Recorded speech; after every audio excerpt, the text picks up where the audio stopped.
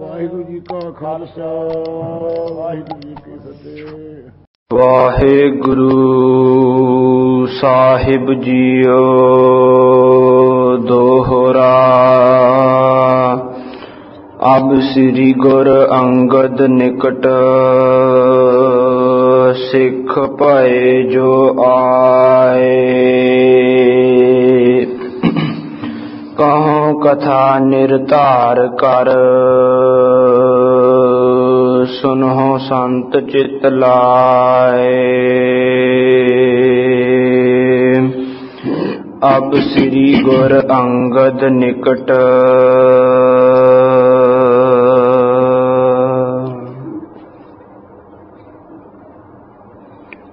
ਵਾਹਿਗੁਰੂ ਜੀ ਕਾ ਖਾਲਸਾ ਵਾਹਿਗੁਰੂ ਜੀ ਕੀ ਫਤਿਹ।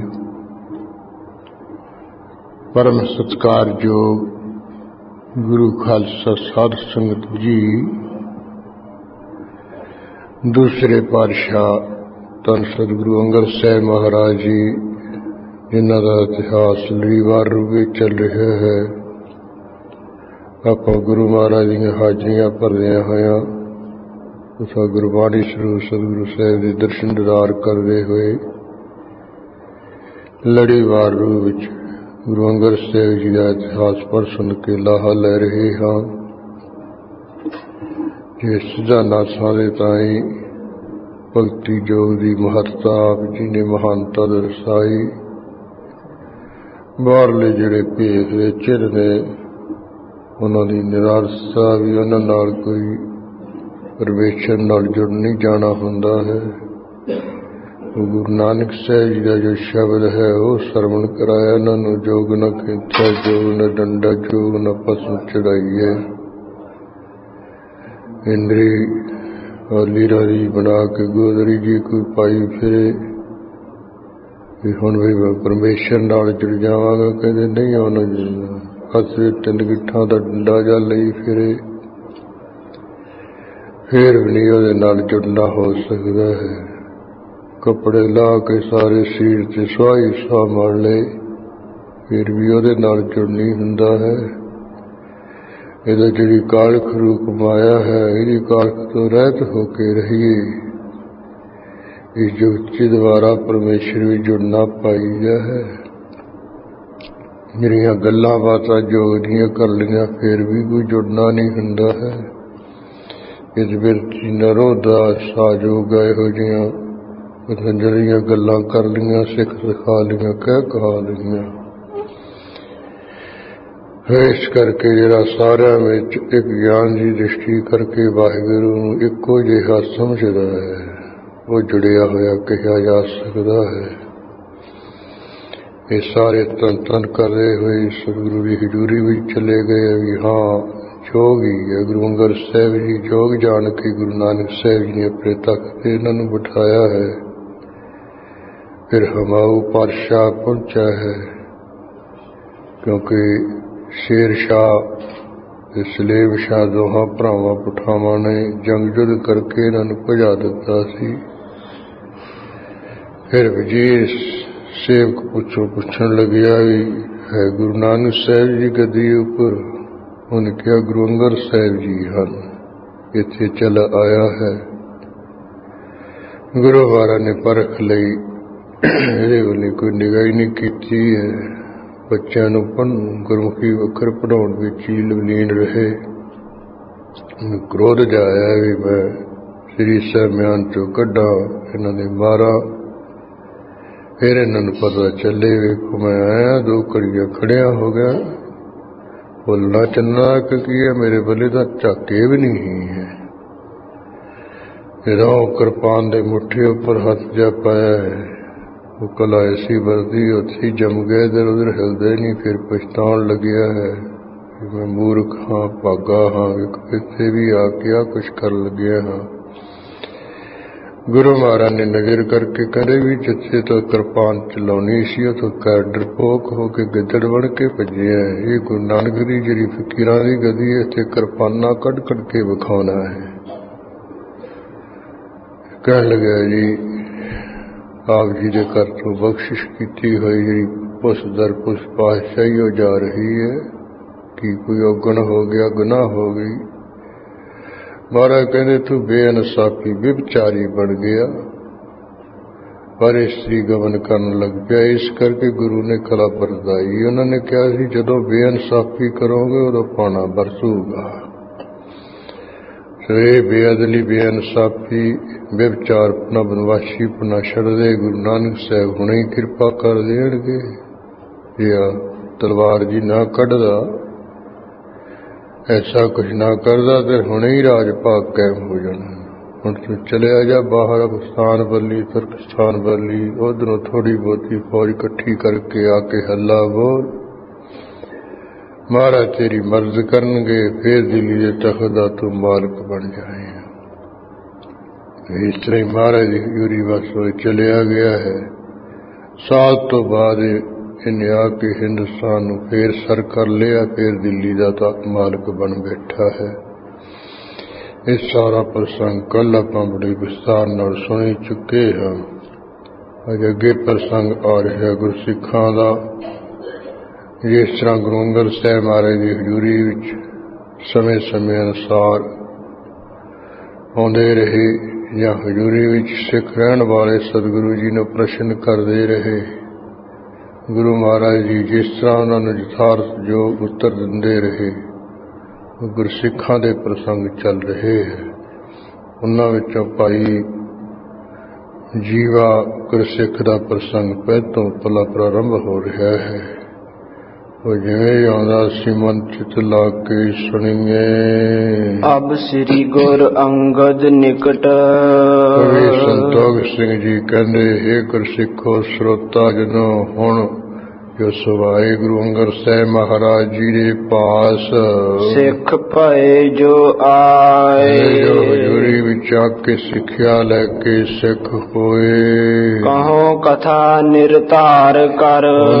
सिखां दी निर्णा करके मैं कुछ कथा कहना हाँ। सुनो संत चित लाए। करके हे शांत चित वाले गुरमुख को चित ला के गुरु सिखां दी कथा सुनो तुसीं। चौपई सेवक रहै पास एक जीवा। श्रोता जनो गुरु अंगद साहब महाराज की हजूरी विच एक जीवा नाम दा गुरसिख रहिंदा सी। सेवह सरदा धरे सजीवा। हमेशा बड़ी शरदा धार के सतगुरु की सेवा करदा हुंदा सी। तद सो खिचड़ी करके त्यार। सेवा करदा दही तैयार कर लेना, दही दे नाल गड़े खिचड़ी तैयार कर लेनी। लियाए अचावत अपर आहार। इस तरह कहने दुध ते खिचड़ी छकाउंदा, फिर होर भी भोजन छका दिंदा सतगुरु जी नू। एक दिन घटी 4 दिन रहियो। एक दिन दी गल है, 4 घड़ियां दिन बाकी रह गया सी। गुरसो हाथ जोड़ बच कहियो। गुरु भाई जीवा गुरसिख ने गुरु अंगद साहब जी के साथ हाथ जोड़ के बचन कहा है। आज चलत है वायु अंधेरी। गुरु अंगद साहब जी आज तो बड़ी तिखी है नेरी चल रही है। हट है नहीं निर्णय कर हेरी। निर्णय करके चंगी तरह वेख लिया भी महाराज नहीं ने दिने दिने हटना हनेरी ने। बड़ी निशा बीते हट जाए। है अनुमान जावी जदों बड़ी हल्दी रात बीत जाऊगी, फिर शैत हनेरी ये हटी जाए, बंदी हो जाए। अब तो बहत महाराज छाए। महाराज तिखी हनेरी चल रही है, बड़ा मिट्टी कटा शार है उड़ रहा है। बाक आपके होवे जब। अंगद साहब महाराज जदों आप जी मुख तो कोई बचन हो जान मिट है अंधेरी राज सो सब। मिट्टी कटेरे उड़ा रही हनेरी ये सारी हट जाएगी, मिट जाएगी। कर ले वो मैं तुरत आहारा। वचन करता हनेरी हट गई, मैं बड़ी छेती आप जी ने शकल ली भोजन तैयार कर लवांगा। तुम्हें अचावो विविध प्रकारा।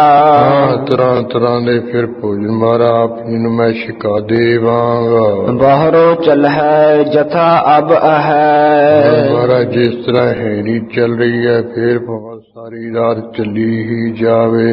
श्री अंगद सुन तिसते कहे। साहब महाराज जी जीवे सिख तो सुन के कहन लगे ਹਨ ऐसो नहीं मनोरथ करिय है। भाई जीवा गुरसिख हो जा तो मन विच फुरना नहीं करना चाहिए। जिस ते महादोष सिर धरिय है। हो जा फुरना करन तो बड़ा भारी अपने सिर ते दोष धारी दा दोष दोषी बनी जा। परमेश्वर जो वायु बहाई। गुरसिख जीवे जड़ी परमेश्वर ने हवा जी चलाई है तिखी हनेरी चलाई है। इस ते बहु कारज निभाई। तिखी हवा चलन नाल भी बड़े भारी काम निभ रहे है बड़े कम हो रहे। सरता पत मह अनक जहाज। भी हनेरी नाल की कम हो रहे है कहते समुद्रां दे विच जिहड़े कोई जहाज हन। नरन हजार लाद समाज।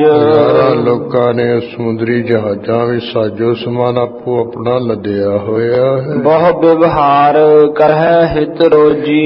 हजारां लोग अपनी रोजी वास्ते कहते तरह तरह का व्यवहार जा कर दे। दीपन गमन है लाहा खोजी। लाभ दी खोज करके ढूंढ करके होर जेड़े कोई टापू है ना समुद्र दे विच होर खुशक जगावां बंदरगां उन्हां दे विच चले जाणगे। बहुत दिवस के टिक सो रहे। जेड़े समुद्री जहाज है बहुत दिनां दे किनारे ती टिक रहे है। अब चलाए वायु एहो लहे। जेड़ी तिखी हनेरी जी देख करके जान के वो समुद्री जहाजां नूं हुण चला देणगे तोड़ देणगे। हित आहार के करह कमाई। अपना भोजन प्रशादे वास्ते बाहर जाके कहंदे टापुआं विच कमाई करनगे सौदा बेच के। तिस मिस देत तिन्हू जागराई।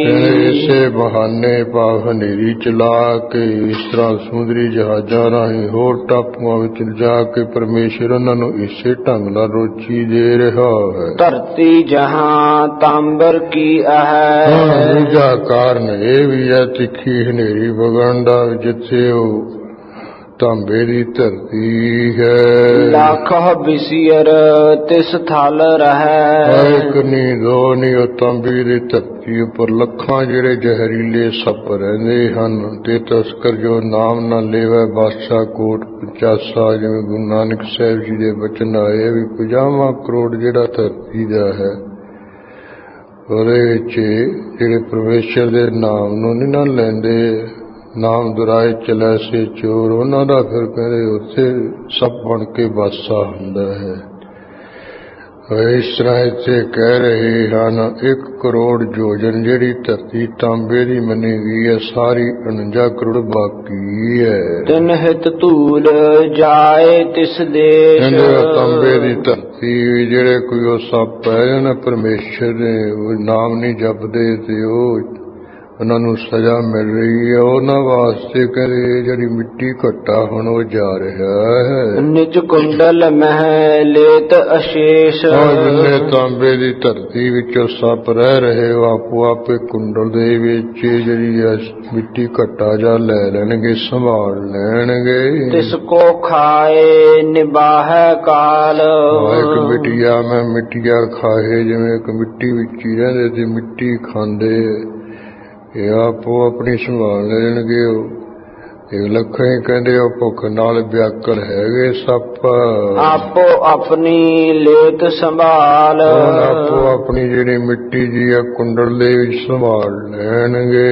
ਲੱਖ ਹੈ ਛੁਦਾ ਤਰਸੇ। ਕਿਉਂਕਿ ਵੀ ਜੀਵਾ ਸਿੱਖ ਇੱਕ ਨਹੀਂ ਦੋ ਨਹੀਂ ਲੱਖਾਂ ਦੀ ਤਾਦਾਦ ਵਿੱਚ ਛਾਪ ਹੈ ਜੋ ਭੁੱਖ ਨਾਲ ਵਿਆਕਲ ਹੋ ਰਹੇ। ਪ੍ਰਭ ਪਹੁੰਚਾਏ ਪਾਲ ਹੈ ਤੇ ਹਨੇਰੀ ਜੀ ਵਗਾ ਕੇ ਤੇ ਮਿੱਟੀ ਜੀ ਭੇਜ ਕੇ ਪਰਮੇਸ਼ਰ ਨੂੰ ਪਾਲਿਆ ਇਸ ਬਹਾਨੇ ਨਾਲ। ਇਸ ਤੇ ਆਦਿਕ ਕਾਜ ਵਿਸਾਲ। ਇਸ ਹਨੇਰੀ ਕਰਕੇ ਕਹਿੰਦੇ ਹੋਰ ਅਨੇਕਾਂ ਵੀ ਕੰਮ ਚੱਲ ਰਹੇ। ਕਰਹਿ ਪਰਮੇਸ਼ਰ ਵਾਯੂ ਨਾਲ। ਪਰਮੇਸ਼ਰ ਹਵਾ ਨਾਲ ਹੀ ਕਰਾ ਲੈਂਦਾ ਆ। ਹਵਾ ਚੱਲ ਪੈਂਦੀ ਹੈ ਮੌਨਸੂਨ ਹੋ ਜਾਂਦਾ ਹੈ ਫਿਰ ਬਾਰਿਸ਼ ਹੋ ਜਾਂਦੀ ਹੈ। देख लो कोई खुश्क हवा चलती है फिर खुशकी वरत जाती है, पूरा जा पग जाता तो दूजी बर्बादी हो जाती है, हड्ड पैर टुटन लग जाते। इसे तरह इधर कोई दखन की तरफ जी हो जाए तो सारा कुछ मसाजा होंगे, कुछ मिट्टी घट्टा जा ही दिखता है। इस तरह इधर पहाड़ दो तरफ चले तो गर्मी वर बुल जाती है। इस तरह कहते हवा नाल ही हो जे कम होई जाते हैं। अब जे कह कर पौन मिटावे, भाई जीवा गुरसिख जे हुण कह करके आ तिखी हनेरी चलदी असी हटा दईए, विग्रह काज छुदत रह जावे। बड़ा भारी काम बिगड़ जाऊगा। वो जेडे बेचारे ਹੁੰਦਰਾਂ ਵਿੱਚ ਜਹਾਜ਼ਾਂ ਵਿੱਚ ਸਾਜੋ ਰਸਾਲ ਦੀ ਬੈਠੇ ਆ ਉਹ ਉੱਥੇ ਮਰ ਜਾਣਗੇ, ਤੇ ਜਿਹੜੇ ਸੱਪ ਆ ਉਹਨਾਂ ਨੂੰ ਮਿੱਟੀ ਘੱਟਾ ਨਹੀਂ ਪੁੱਜਣਾ, ਉਹ ਭੁੱਖੇ ਰਹਿ ਜਾਣਗੇ, ਮਰ ਮੁਰ ਜਾਣਗੇ। ਪ੍ਰਭ ਸਰਬ ਅਗਿਆ ਸਫਲ ਕ੍ਰਿਤ ਧਰੈ। ਇਸ ਕਰਕੇ ਵੀ ਪਰਮੇਸ਼ਰ ਸਭ ਕੁਝ ਜਾਣਨ ਵਾਲਾ ਸਰਵੱਗ ਹੈ, ਸਰਵਗਿਆਤ ਹੈ। ਜੋ ਕੰਮ ਕਰਦਾ ਉਹ ਸਫਲ ਹੁੰਦਾ, ਉਹਦੇ ਵਿੱਚ ਦੂਜਿਆਂ ਨੂੰ ਬੜਾ ਭਾਰੀ ਲਾਭ ਹੁੰਦਾ, ਫਲ ਮਿਲਦਾ ਹੈ। ਕਿਆ ਅਲਪ ਅਗਿਆ ਤਰਕਨ ਕਰੈ। ਇਹ ਸਾਡੇ ਵਰਗਾ ਜਿਹੜਾ ਅਲਪਗ ਹੈ, ਥੋੜੀ ਬੁੱਧੀ ਵਾਲਾ ਸਮਝ ਵਾਲਾ ਪੁਰਸ਼ ਪਰਮੇਸ਼ਰ ਦੀ ਕੀਤੀ ਉਪਰ ਤਰਕ ਕਰੇ। ਲੱਖੋ ਜੀਵਨ ਕੋ ਸੰਤਾਪ, ਲੱਖਾਂ ਜਿਹੜੇ ਕੋਈ ਜੀਵ ਹੈ ਉਹਨਾਂ ਨੂੰ ਜਿਹੜਾ ਕੋਈ ਦੁੱਖ ਹੈ, ਮਿਟਹਿ ਪੌਨ ਦੋਸ਼ ਲੈ ਆਪ। ਜੀ ਮੇਟ ਕੇ ਵਜਨ ਕਰਕੇ ਆਪਣੇ ਸਿਰ ਤੇ ਦੋਸ਼ ਲੈ ਲੈ ਬਿਨਾ ਵਜ੍ਹਾ ਕਥਾ ਤੋਂ ਹੀ। ਇਹ ਮਨਮੁਖ ਕੀ ਰੀਤ ਪਛਾਨੈ, ਜੀਵੇ ਇਹੋ ਜਿਹੀ ਰੀਤੀ ਹੈ ਤਾਂ ਮਨਮੁਖਾਂ ਦੀ ਪਛਾਣੀ ਜਾਂਦੀ ਹੈ। ਹੁਵਤ ਮਿਟਾਏ ਕੈ ਤਰਕ ਬਖਾਨੈ, ਜੋ ਪਰਮੇਸ਼ਰ ਵੱਲੋਂ ਹੋ ਰਹੇ ਹੁੰਦੀ ਹੈ ਉਹਨੂੰ ਕੋਈ ਮੇਟਦੇ ਹੁੰਦੇ ਹੈ, ਤੇ ਜਾਂ ਪਰਮੇਸ਼ਰ ਦੀ ਕਰ ਜੋ ਗੱਲ ਹੋ ਰਹੀ ਉਹਦੇ ਉੱਪਰ ਉਹ ਤਰਕ ਕਰਦੇ, ਹੁਜਤ ਕਰਦੇ। ਇਹ ਵੀ ਕਿਉਂ ਕਰ ਰਿਹਾ, ਜਿਵੇਂ ਜਲਾਲ ਕਰ ਰਿਹਾ ਸੀ। ਉਹ ਸਮੁੰਦਰ ਵਿੱਚ ਬਾਰਿਸ਼ ਪੈ ਰਹੀ ਸੀ, ਕਹਿੰਦੇ ਰੱਬਾ ਤੂੰ ਖੁਦਾ ਅੱਲਾ ਨਿਰਾਲਾ ਹੀ ਹੈ, ਪਾਣੀ ਵਿੱਚ ਪਾਣੀ ਸਿੱਟੀ ਜਾਂਦਾ, ਇੱਥੇ ਕੀ ਲੋੜ ਹੈ। ਬਾਹਰ ਦੇਖੋ ਕਿੰਨਾ ਲੂਆਂ ਵਗ ਰਹੀਆਂ, ਕਿੰਨੇ ਜੀਵ ਤਪ ਰਹੇ, ਉੱਥੇ ਪਾ ਜੇ ਘੁੱਟ ਪਾਣੀ ਦੀ ਪਾਉਣਾ, ਇੱਥੇ ਕੀ ਫਾਇਦਾ ਹੈ। ਇਸ ਤਰ੍ਹਾਂ ਜਹਾਜ਼ ਡੁੱਬ ਰਿਹਾ ਸੀ, ਫੇਰ ਵੀ ਤਰਕ ਕੀਤੀ। ਕਹਿੰਦੇ ਉਹ ਖੁਦਾ ਤੈਨੂੰ ਕੀ ਲੱਭ ਜੂਗਾ, ਕੋਈ ਕਿਤੋਂ ਆਇਆ ਕੋਈ ਕਿਤੋਂ ਆਇਆ, ਡੁੱਬ ਜਾਣਗੇ ਮਰ ਜਾਣਗੇ, ਬਚਾਏ ਨਾ। ਉਹ ਬਚ ਗਏ। ਬਾਹਰ ਬਾਰਿਸ਼ ਹੋਣ ਲੱਗੀ ਹੈ, ਜਲਾਲ ਬੜਾ ਖੁਸ਼ ਹੋਇਆ। ਤੇ ਜਦੋਂ ਪਰਮੇਸ਼ਰ ਦੇ ਪਿਆਰਿਆਂ ਨਾਲ ਮੇਲ ਹੋਇਆ, ਉਹਨਾਂ ਨੇ ਐਸੀਆਂ ਗੱਲਾਂ ਸੁਣ ਕੇ ਕਹਿਤਾ, ਕਹਿੰਦੇ ਨਿਕਲ ਜਾ ਮਨਮੁਖਾ ਇੱਥੋਂ। ਇਹ ਕਹਿਣ ਲੱਗੇ ਫਿਰ ਗੁਰਮੁਖ ਕੌਣ ਹੁੰਦੇ, ਜਿਹੜੇ ਰੱਬ ਦੀ ਰਜਾ ਵਿੱਚ ਰਾਜੀ ਰਹਿਣ ਗੁਰਮੁਖ ਹੁੰਦੇ, ਜਿਹੜੇ ਕੀਤੀ ਤੇ ਤਰਕ ਕਰਨ ਜਾਂ ਉਹਨੂੰ ਉਲਟਾਉਣ, ਉਹੀ ਮਨਮੁਖ ਹੈ। ਔਰ ਮਨੁੱਖਾਂ ਦੇ ਸਿੰਘ ਥੋੜ੍ਹਾ ਲੱਗੇ ਹੁੰਦੇ। ਫਿਰ ਇਹਨੂੰ ਸਮਝ ਆ ਗਈ ਵੀ ਮੈਂ ਹੀ ਸਭ ਤੋਂ ਵੱਡਾ ਮਨਮੁਖ ਹਾਂ। ਗੁਰੂ ਨਾਨਕ ਸਾਹਿਬ ਦੇ ਆ ਕੇ ਚਰਨੀ ਪੈ ਗਿਆ, ਕਹਿੰਦਾ ਮਾਰੇ ਰਸਤੇ ਵਿੱਚ ਤਸੱਲੀ ਹੋ ਗਈ, ਮੈਨੂੰ ਪਤਾ ਚੱਲ ਗਿਆ ਵੀ ਮੈਂ ਗੁਰਮੁਖ ਨਹੀਂ ਹੈ। ਤੁਸੀਂ ਕਹਿੰਦੇ ਸੀ ਨਾ ਗੁਰਮੁਖ ਨਾਦੂ ਗੁਰਮੁਖ ਵੇਦੋਂ, ਗੁਰਮੁਖ ਰਿਹਾ ਸਵਾਈ, ਗੁਰ ਈਸ਼ਰ ਗੁਰ ਗੋਰਖ ਬਰਮਾ ਗੁਰ ਪਾਰਵਤੀ ਮਾਈ।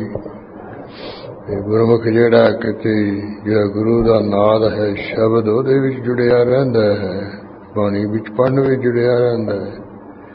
ਕਿਤੇ ਗੁਰਮੁਖ ਵੇਦੋਂ ਜਿਹੜਾ ਵਾਹਿਗੁਰੂ ਦਾ ਗਿਆਨ ਹੈ ਉਹਦੇ ਵਿੱਚ ਲੀਨ ਰਹਿੰਦਾ, ਤੇ ਕਰੇ ਨਿਰਵਿਕਾਰ ਸਮਾਧੀ ਵਿੱਚ ਹੀ ਉਹ ਸਮਾ ਰਹਿੰਦਾ, ਕੋਈ ਫਰਨਾਨੀ ਉਹਨੂੰ ਹੁੰਦਾ ਹੈ। ਉਹ ਧੰਨ ਹੈ ਗੁਰਮੁਖ। ਇਸ ਕਰਕੇ ਗੁਰੂ ਅੰਗਦ ਸਾਹਿਬ ਜੀ ਵਿਸੇ ਭਾਵ ਨਾਲ ਜੀਵੇ ਨੂੰ ਕਹਿ ਰਹੇ ਹੈ, ਜਥਾ ਕਰ ਹੈ ਪ੍ਰਭ ਪਿਖ ਪਿਖ ਹਰ ਖੰਤੇ। ਗੁਰਮੁਖ ਹੁੰਦੇ ਉਹ ਜੋ ਵਾਹਿਗੁਰੂ ਕਰ ਰਿਹਾ ਨੂੰ ਵੇਖ ਕੇ ਖੁਸ਼ ਹੁੰਦੇ। ਨਹ ਤਰਕ ਹੈ ਕਹਿ ਕੈ ਨਾ ਮਿਟੰਤੇ। ਪਰਮੇਸ਼ਰ ਦੀ ਕੀਤੀ ਉੱਪਰ ਕੋਈ ਉਹ ਤਰਕ ਹੁਜਤ ਨਹੀਂ ਕਰਦੇ, ਨਾ ਕੋਈ ਮੁੱਖੋਂ ਵਚਨ ਬਾ ਕਹਿ ਕੇ ਉਹਨੂੰ ਹਟਾਉਂਦੇ। ਉਹਨਾਂ ਨੂੰ ਬੜਾ ਭਾਰੀ ਸੁਖ ਪ੍ਰਾਪਤ ਹੁੰਦਾ ਹੈ। ਸੰਕਟ ਸਹਿ ਨਾ ਲੋਕਹੁ ਦੋਇ। ਉਹ ਕਿਸੇ ਲੋਕ ਵਿੱਚ ਵੀ ਚਲੇ ਜਾਣ, ਕਿਸੇ ਲੋਕ ਵਿੱਚ ਵੀ ਕਹਿੰਦੇ ਉਹ ਦੁੱਖ ਨਹੀਂ ਸਹਾਰਦੇ, ਲੋਕ ਪਰਲੋਕ ਸੁਖੀ ਸਹੇਲੇ ਰਹਿੰਦੇ। ਤੂੰ ਕਰਬੇ ਚਿਤ ਚਹਿਤ ਆਹਾਰੇ। ਜੀਵੇ ਗੁਰਸਿੱਖ ਤੂੰ ਚਿਤ ਵਿੱਚ ਚਾਹੁੰਦਾ ਮੈਂ ਭੋਜਨ ਤਿਆਰ ਕਰ ਲਵਾਂ। ਘਟੀ ਚਾਰ ਕਰ ਲੇਹ ਪਿਠਾਰੇ।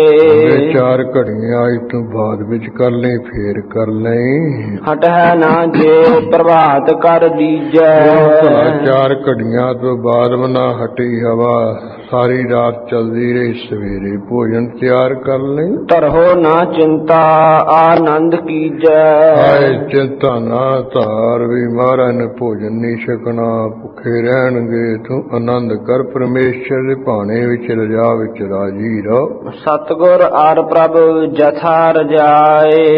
ਜਿਵੇਂ ਸਤਿਗੁਰੂ ਦੀ ਤੇ ਪਰਮੇਸ਼ਰ ਦੀ ਜਿਵੇਂ ਵੀ ਆਗਿਆ ਹੁੰਦੀ, ਰਜਾ ਹੁੰਦੀ ਹੈ, ਤਿਸ ਪਰ ਰਾਜੀ ਰਹਿਣ ਸਦਾਏ। ਜਿਹੜਾ ਗੁਰੂ ਕਾ ਸਿੱਖ ਹੈ ਉਸ ਨੂੰ ਕਹਿੰਦੇ ਹਮੇਸ਼ਾ ਰਾਜੀ ਖੁਸ਼ ਰਹਿਣਾ ਚਾਹੀਦਾ ਹੈ। ਮੁਖਿਆ ਧਰਮ ਸਿੱਖੀ ਕੋ ਇਹੀ। ਗੁਰੂ ਨਾਨਕ ਸਾਹਿਬ ਦੀ ਸਿੱਖੀ ਦੇ ਕਹਿੰਦੇ ਮੁੱਖ ਧਰਮ ਇਹੀ ਹੋਈ ਹਨ ਅਸਲੀ। ਜੋ ਧਾਰ ਹੈ ਸਿੱਖ ਗੁਰੂ ਸਨੇਹੀ। ਜਿਹੜਾ ਇਹਨਾਂ ਧਰਮਾਂ ਨੂੰ, ਇਹਨਾਂ ਨਿਯਮਾਂ ਨੂੰ ਧਾਰਨ ਕਰ ਲੈਂਦਾ ਉਹ ਗੁਰੂ ਕਾ ਸਨੇਹੀ ਹੈ, ਪ੍ਰੇਮੀ ਹੈ, ਗੁਰੂ ਕਾ ਅਸਲੀ। ਜਿਮ ਪਤ ਬ੍ਰਤਾ ਇਸਤਰੀ ਲੱਛਣ। ਜਿਹੜੀ ਪਤਵਰ ਧਰਮ ਵਾਲੀ ਇਸਤਰੀ ਉਹਦੇ ਕੋਈ ਲੱਛਣ ਹੁੰਦੇ, ਚਿੰਨ ਹੁੰਦੇ। ਪਤ ਆਗਿਆ ਮਹਿ ਸੁਖੀ ਵਿਚਛਣ। ਮੁੱਖ ਲੱਖਣ ਉਹਦਾ ਇਹ ਹੁੰਦਾ, ਚਿੰਨ ਹੁੰਦਾ ਵੀ ਪਤੀ ਦੀ ਆਗਿਆ ਦੇ ਵਿੱਚ ਉਹ ਸਿਆਣੀ ਸੁਖੀ ਰਹਿੰਦੀ ਹੈ। ਪ੍ਰਭ ਆਗਿਆ ਮਹਿ ਤਥਾ ਸਜੀਵਾ। ਇਸੇ ਤਰ੍ਹਾਂ ਵੀ ਪ੍ਰਭੂ ਦੀ ਆਗਿਆ ਦੇ ਵਿੱਚ ਹਮੇਸ਼ਾ ਤੂੰ ਵੀ ਰਹੋ ਰਾਜੀ ਬਨ ਗੁਰਮੁਖ ਜੀਵਾ। ਇਹ ਵੇ ਗੁਰਮੁਖ ਜੀਵੇ ਤੂੰ ਕਹਿੰਦੇ ਰਾਜੀ ਖੁਸ਼ੀ ਹੋ ਕੇ ਬਨ ਕੇ ਰਹਿ। ਜਪ ਤਪ ਵਰਤ ਦਾਨ ਫਲ ਸਾਰੇ। ਗੁਰਮੁਖ ਬਣ ਕੇ ਹੈ ਜੀਵੇ ਤੂੰ ਰਾਜੀ ਖੁਸ਼ ਰਹੋ। ਇਸੇ ਤਰ੍ਹਾਂ ਜਿਹੜਾ ਕੋਈ ਜ਼ਬਾਨ ਨਾਲ ਕੋਈ ਜਪ ਕਰਨਾ, ਸਰੀਰ ਨਾਲ ਔਖੇ ਹੋ ਕੇ ਤਪ ਕਰਨਾ, ਹੋਰ ਵਰਤ ਰੱਖਣੇ ਹੈ, ਦਾਨ ਕਰਨਾ ਹੈ, ਹੋਰ ਜਿਹੜੇ ਕੋਈ ਸਾਰੇ ਹਨ ਫਲ ਇਸ ਤੇ ਪ੍ਰਾਪਤ ਹੋਏ ਸੁਖਾਰੇ। ਕੋਈ ਪਰਮੇਸ਼ਰ ਦੀ ਆਗਿਆ ਵਿੱਚ ਚੱਲੇ, ਉਹਦੇ ਕੀਤੀ ਤੇ ਤਰਕ ਨਾ ਕਰੇ, ਉਹਨੂੰ ਸਾਰੇ ਕਹਿੰਦੇ ਜਪ ਕਰਨ ਦੇ, ਤਪ ਕਰਨ ਦੇ, ਵਰਦਾਨ ਰੱਖਣ ਦੇ ਫਲ ਪ੍ਰਾਪਤ ਹੋ ਜਾਂਦੇ। ਸਿਮਰਹੁ ਸਤ ਨਾਮ ਕਰ ਪ੍ਰੀਤ। ਇਸ ਕਰਕੇ ਭਾਈ ਜੀਵਾ ਪ੍ਰੀਤੀ ਕਰਕੇ ਸਤਨਾਮ ਵਾਹਿਗੁਰੂ ਤੂੰ ਸਿਮਰ। ਤਿਆਗਹੁ ਤਨ ਹੰਤਾ ਇਮਰੀਤ ਨੀਤ। ਇਸ ਤਰ੍ਹਾਂ ਹਮੇਸ਼ਾ ਜਿਹੜੀ ਸਰੀਰ ਦੀ ਹੰਗਤ ਹੈ ਵੀ ਮੈਂ ਸਰੀਰ ਰੂਪ ਇਹਨੂੰ ਛੱਡਦੇ, ਸਰੀਰ ਨੂੰ ਮਿਥਿਆ ਨਿਚੇ ਕਰ। ਬ੍ਰਹਮ ਗਿਆਨ ਤਬ ਪਾਏ ਸੁਖੇਨ। ਇਹ ਤਾਂ ਸੌਖਿਆ ਹੀ ਕਹਿੰਦੇ ਜਿਹੜਾ ਬ੍ਰਹਮ ਦਾ ਗਿਆਨ ਨੂੰ ਪਾ ਲਵੇਂਗਾ। ਜਨਮ ਮਰਨ ਪੁਨ ਬਣੈ ਕਦੇ ਨ। ਜਦੋਂ ਤੂੰ ਬ੍ਰਹਮ ਗਿਆਨ ਪਾ ਲਿਆ ਤੇ ਫਿਰ ਜੰਮਣਾ ਤੇ ਮਰਨਾ ਇਹ ਕਦੇ ਵੀ ਤੈਨੂੰ ਬਣੇਗਾ, ਜਨਮ ਮਰਨ ਵਿੱਚ ਤੂੰ ਆਵੇਂਗਾ ਹੀ ਨਹੀਂ। ਸੁਨ ਜੀਵੇ ਤਬ ਬੰਧਨ ਕਰੀ। ਗੁਰੂ ਮਹਾਰਾਜ ਤੋਂ ਸਿੱਖਿਆ ਸੁਣ ਕੇ ਤੋਂ ਭਾਈ ਜੀਵਾ ਜੀ ਨੇ ਗੁਰੂ ਅੰਗਦ ਸਾਹਿਬ ਜੀ ਨੂੰ ਨਮਸਕਾਰ ਕੀਤੀ। ਸਤਿਗੁਰ ਸੀਖ ਭਲੀ ਉਰ ਧਰੀ। ਜੋ ਸਤਿਗੁਰੂ ਅੰਗਦ ਸਾਹਿਬ ਜੀ ਨੇ ਸਿੱਖਿਆ ਦਿੱਤੀ ਸੀ ਉਹ ਚੰਗੀ ਜਾਣ ਕੇ ਹਿਰਦੇ ਵਿੱਚ ਧਾਰ ਲਈ। ਕੋ ਇੱਕ ਦਿਨ ਮਹਿ ਗਿਆਨੀ ਹੋਵਾ। ਇਸ ਕਰਕੇ ਕੁਝ ਕੁ ਦਿਨਾਂ ਦੇ ਵਿੱਚ ਹੀ ਬ੍ਰਹਮ ਗਿਆਨੀ ਹੋ ਗਿਆ ਹੈ। ਏਕੋ ਰੂਪ ਸਰਬ ਮਹਿ ਜੋਵਾ। ਬ੍ਰਹਮ ਗਿਆਨੀ ਹੋ ਗਿਆ, ਸਾਰਿਆਂ ਦੇ ਵਿੱਚ ਇੱਕ ਵਾਹਿਗੁਰੂ ਨੂੰ ਕਹਿੰਦੇ ਵੇਖ ਰਿਹਾ, ਤੱਕ ਰਿਹਾ ਹੈ। ਬ੍ਰਹਮ ਦੀ ਬ੍ਰਹਮ ਸੁਣੀਆ ਇੱਕ ਖਾਣੀ ਆਤਮ ਪ੍ਰਸਾਰਾ ਕਰਨ ਹਾਰਾ ਪ੍ਰਭ ਬਿਨਾ ਨਹੀਂ ਜਾਣੀ। ਐਸੀ ਦ੍ਰਿਸ਼ਟੀ ਖੁੱਲ ਗਈ ਹੈ। ਜੀਵਤ ਰਹਿਓ ਕਰੀ ਗੁਰ ਸੇਵਾ। ਜਿੰਨਾ ਚਿਰ ਸੰਸਾਰ ਦੇ ਵਿੱਚ ਰਹਿੰਦਾ ਰਿਹਾ ਉਹਨਾਂ ਚਿਰ ਗੁਰੂ ਅੰਗਦ ਸਾਹਿਬ ਜੀ ਨੇ ਸੇਵਾ ਹੀ ਰੱਜ ਕੇ ਕੀਤੀ। ਤਨ ਤਜ ਲੈ ਹੋਏ ਬ੍ਰਹਮ ਅਪੇਵਾ। ਦਾ ਸਮਾਂ ਹੋਇਆ ਸਰੀਰ ਨੂੰ ਛੱਡ ਕੇ ਜਿਹੜਾ ਬ੍ਰਹਮ ਹੈ ਪਰਮੇਸ਼ਰ ਦੇ ਵਿੱਚ ਭੇਦ ਹੋ ਗਿਆ, ਇੱਕ ਮਿਕ ਹੋ ਗਿਆ। ਗੁੱਜਰ ਨਾਮ ਸੋ ਜਾਤ ਲੋਹਾਰ। ਹਾਰ। ਇਸੇ ਤਰ੍ਹਾਂ ਕਹਿੰਦੇ ਗੁੱਜਰ ਨਾਮ ਦਾ ਕੋਈ ਪੁਰਸ਼ ਜਾਤੀ ਜਿਸ ਦੀ ਲੋਹਾਰ ਹੈ ਸੀ, ਲੋਹਾ ਕੁੱਟਣ ਵਾਲਾ ਸੀ।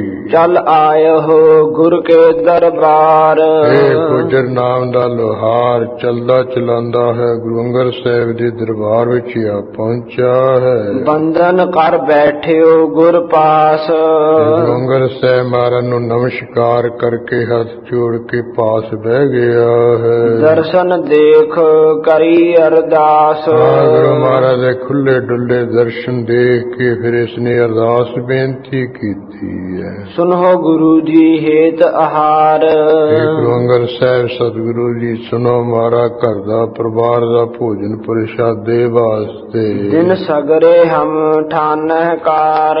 ਸਾਰਾ ਦਿਹਾੜੀ ਅਸੀਂ ਕੰਮ ਕਾਰ ਕਰਦੇ ਰਹੇ, ਲੋਹਾ ਕੁੱਟੀ ਜਾਂਦੇ ਆ ਪਰਿਵਾਰ ਦਾ ਭੋਜਨ ਪ੍ਰਬੰਧ ਕਰਨ ਲਈ। ਫਸੇ ਗ੍ਰਸਤ ਪਾਏ ਨਾ ਅਵਕਾਸ਼। ਮਾਰਾ ਗ੍ਰਸਤ ਵਿੱਚ ਇਹੋ ਜਿਹੇ ਫਸੇ ਆ, ਕੋਈ ਸਮਾਂ ਮੌਕਾ ਹੀ ਨਹੀਂ ਪਾਉਂਦੇ ਆ।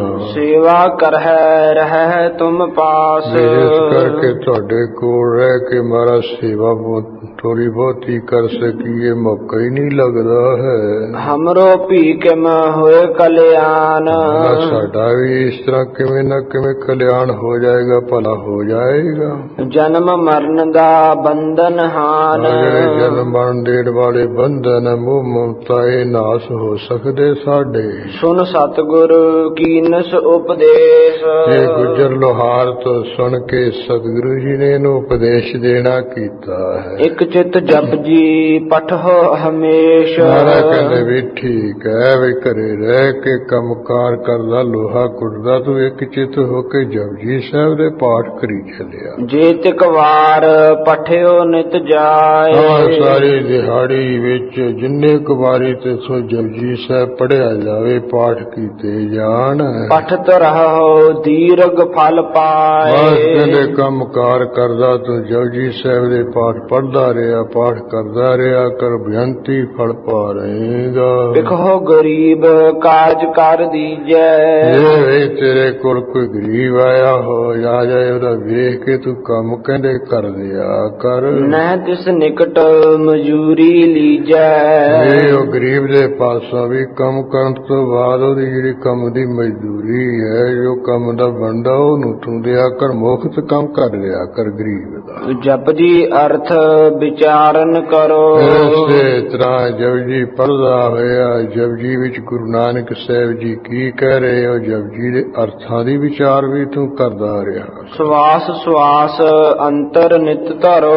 ਇਸ ਤਰ੍ਹਾਂ ਕਹਿੰਦੇ ਆਉਂਦੇ ਜਾਂਦੇ ਸਵਾਸ ਆਪਣੇ ਹਿਰਦੇ ਅੰਦਰ ਹੀ ਉਹ ਜਿਹੜੇ ਅਰਥ ਉਹਨਾਂ ਨੂੰ ਧਾਰਨ ਕਰ ਹਿਰਦੇ ਵਿੱਚ ਵਸਾਓ। ਗੁਰੂ ਕੇ ਬਾਕਾਂ ਨੂੰ ਉਪਦੇਸ਼ਾਂ ਨੂੰ ਅਰਥਾਂ ਨਾਲ ਗੁਰੂ ਨਿਮਿਤ ਕਰੋ ਜੁਤ ਪ੍ਰੀਤ। ਇਸ ਤਰ੍ਹਾਂ ਗੁਰੂ ਦੇ ਪ੍ਰਸੰਨਤਾ ਵਾਸਤੇ ਬੜੀ ਪ੍ਰੀਤੀ ਸਹਿਤ ਤੂੰ ਕਰਿਆ ਕਰ। ਦਇਆ ਕਰੋ ਦੀਨਨ ਪਰ ਨੀਤ। ਗਰੀਬ ਲੋਕ ਆਈ ਨਵਾਣੇ ਉਮਰ ਪਰ ਤੂੰ ਦਇਆ ਕਰਕੇ ਰਹਿਮ ਕਰਿਆ ਕਰ ਤੇ ਜਪਜੀ ਦੇ ਪਾਠ ਹਮੇਸ਼ਾ ਕਰੀ ਚੱਲਿਆ ਕਰ।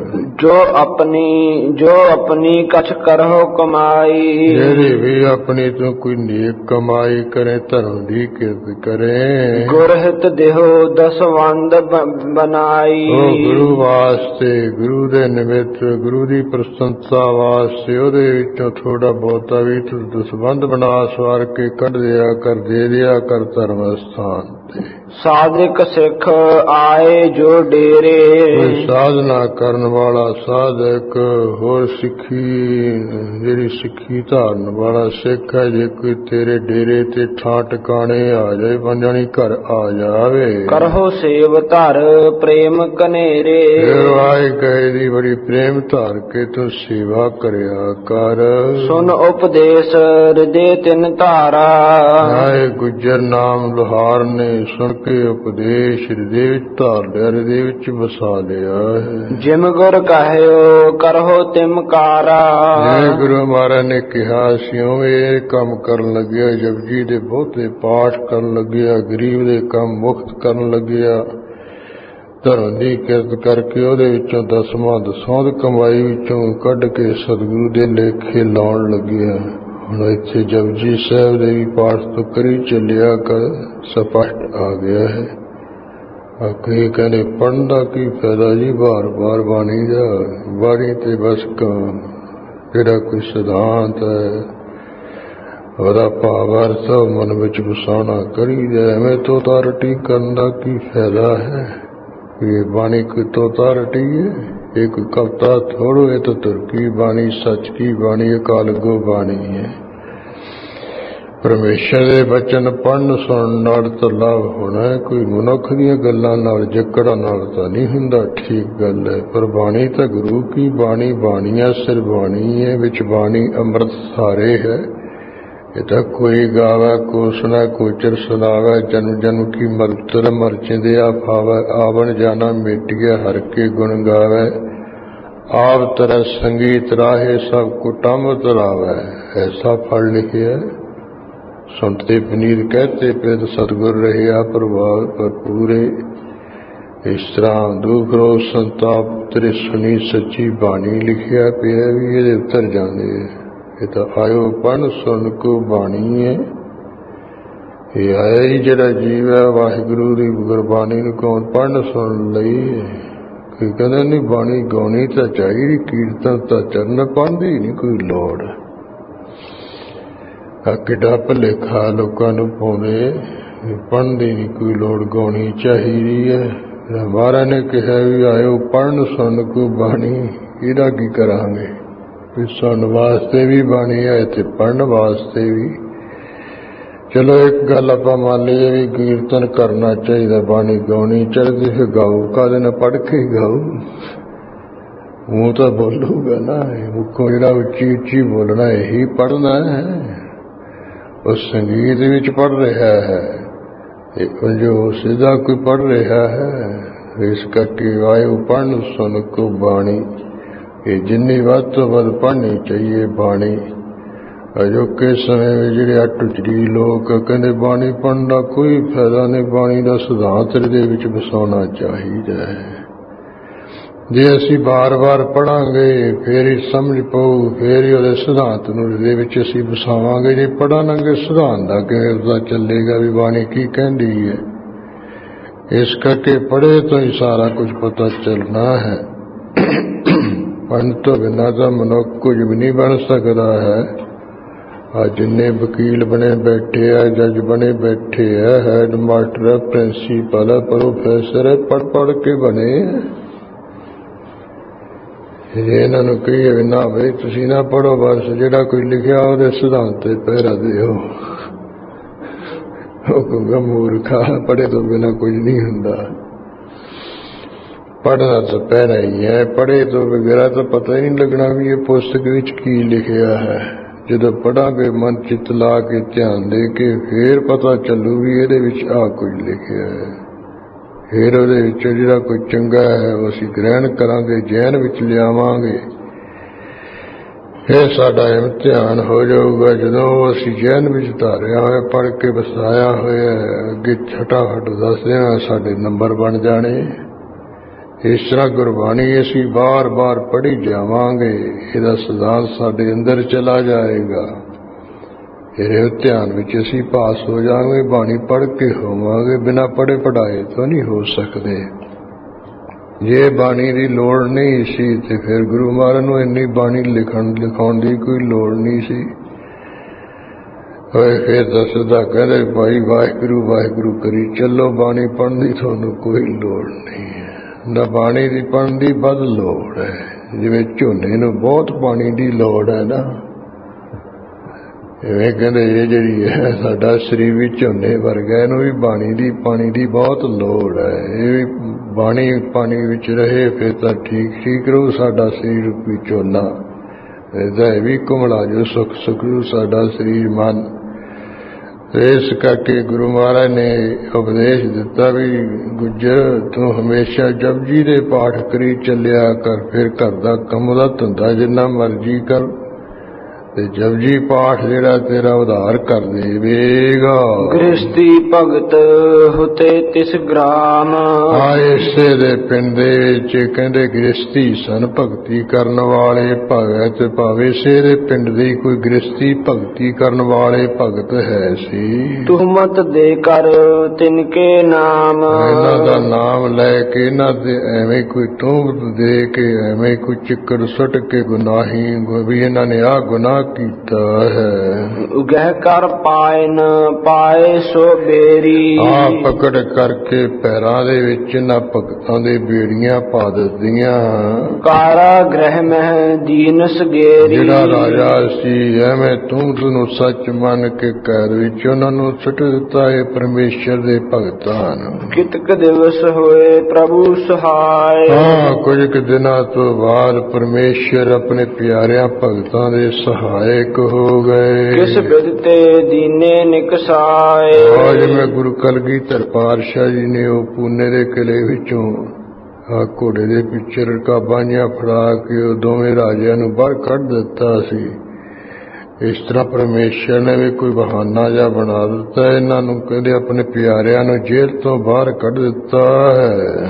ਅਰਧ ਰਾਤ ਮਹਿ ਸੋ ਚੱਲ ਆਏ। ਇਹ ਦੋਵੇਂ ਜਿਹੜੇ ਭਗਤ ਸਨ ਅੱਧੀ ਰਾਤ ਨੂੰ ਕਹਿੰਦੇ ਚੱਲ ਕੇ ਆਏ ਹਨ। ਸਿੰਖਲ ਤਿਨਕੇ ਪਾਇਨ ਪਾਏ। ਪੈਰਾਂ ਦੇ ਵਿੱਚ ਸੰਗਲ ਜੇ ਬੇੜੀਆਂ ਪਾਈਆਂ ਹੋਈਆਂ ਸੀ। ਗੁੱਜਰ ਨਾਮ ਲੋਹਾਰ ਆਵਾਸ। ਇਹ ਜਿਹਦਾ ਗੁੱਜਰ ਨਾਮ ਵਾਲਾ ਹੈ ਜਾਤੀ ਦਾ ਲੋਹਾਰ ਇਹਦੇ ਘਰ ਦੇ ਵਿੱਚ ਆਏ ਕਹਿਓ ਤਿਨ ਇਸਕੇ ਪਾਸ। ਦੋਵੇਂ ਪਰਮੇਸ਼ਰ ਦੇ ਪਿਆਰਿਆਂ ਨੇ ਆ ਕੇ ਕਹਿੰਦੇ ਹੋ ਕਿਹਾ ਇਸ ਗੁੱਜਰ ਨੂੰ ਪ੍ਰਭੂ ਨਿਮਿਤ ਦੇਹੋ ਬੰਧਨ ਕਾਟ। ਪ੍ਰਭੂ ਦੇ ਵਾਸਤੇ ਤੂੰ ਵੀ ਸਾਡੇ ਆ ਪੈਰਾਂ ਵਿੱਚ ਬੇੜੀਆਂ ਪਾਈਆਂ ਇਹਨੂੰ ਘੱਟ ਵੱਢ ਦੇ। ਤੁਝ ਕੋ ਹੋਏ ਨਾ ਜਮ ਕੀ ਬਾਟ। ਜੇ ਪਰਮੇਸ਼ਰ ਦੇ ਨਾਮ ਤੇ ਤੂੰ ਇਹ ਕੰਮ ਕਰ ਦੇਗਾ ਤੈਨੂੰ ਜਮਾਂ ਦਾ ਰਸਤਾ ਨਹੀਂ ਦੇਖਣਾ ਪਏਗਾ, ਤੂੰ ਜਮਾਂ ਦੇ ਰਸਤੇ ਨਹੀਂ ਜਾਏਗਾ। ਸੁਣ ਕਰ ਸੁੰਕਚਿਓ ਹਿਰਦੇ ਵਿਸਾਲਾ।